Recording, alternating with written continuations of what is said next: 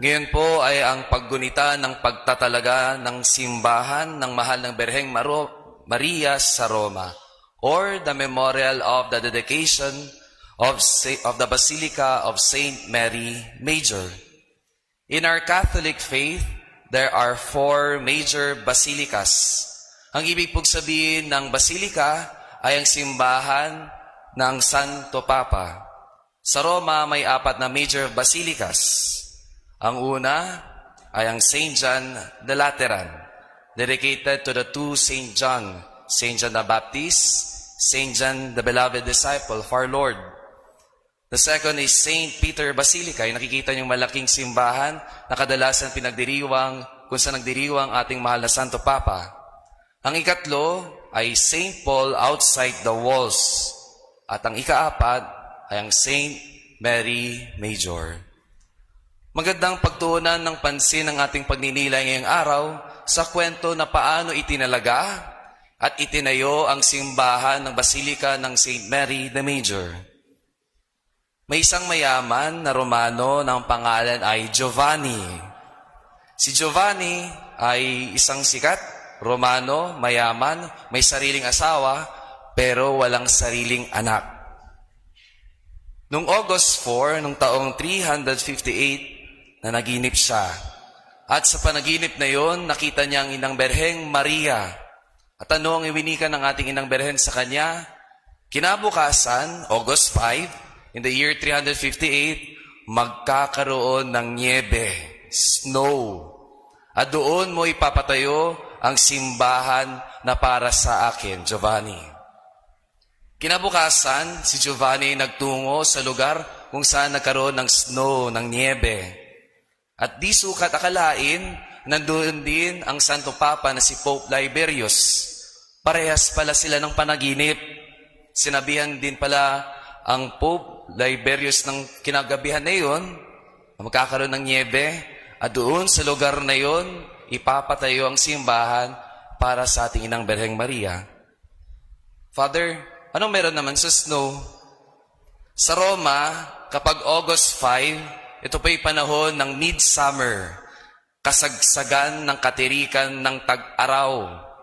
Kung sa atin po tag-ulan na sa Pilipinas, sa Roma, midsummer na, ang patapatang. Milagro nangyari. Hindi inasahan, magkakasnow, magkakaniebe. Kaya ang tawag din sa araw ngayon, Piyesta ng Our Lady of the Snow.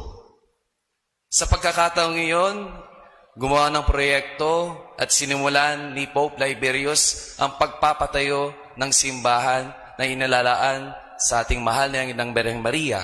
At si Giovanni ang isa sa mga nag-ambag ng malaking kontribusyon sa pagpapatayo ng simbahan para sa ating ina.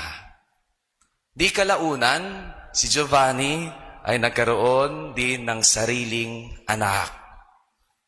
Mga kapatid kay Kristo, anong meron at anong pagninilayan natin ngayon sa narinig nating kwento? Sa panaginip nila Pope Liberius, sa panaginip ni Giovanni, nagpakitang Inang Birheng Maria. Nagkaroon ng sariling supling ang di magkaroon na anak na si Giovanni at kanyang kabiyak.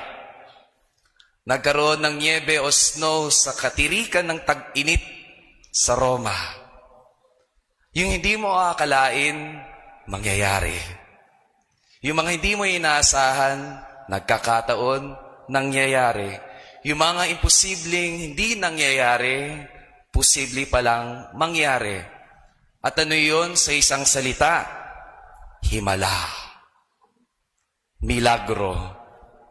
Mga kapatid kay Kristo, hindi po totoo ang sinasabi ni Nora Honor na walang himala. Sa ating pananampalataya, may himala. Yung posibleng mangyayari sa Diyos, posible. Yung mga hindi natin inaakala na pwedeng mangyari sa Diyos, kaya niya yung gawin. Mga kapatid kay Kristo, totoo pong may himala. Pero ano po ang paalala sa atin? Ang himala, hindi po nangyayari ayon sa kagustuhan natin. Nangyayari ang himala o milagro ayon sa kagustuhan ng Diyos. Mga kapatid kay Kristo, magtiwala tayo sa Diyos sa Kanyang mga himala. Take time lang. Darating iyan. Magtiwala sa Diyos, ibibigay niya ang himala ayon sa kagustuhan niya. Amen.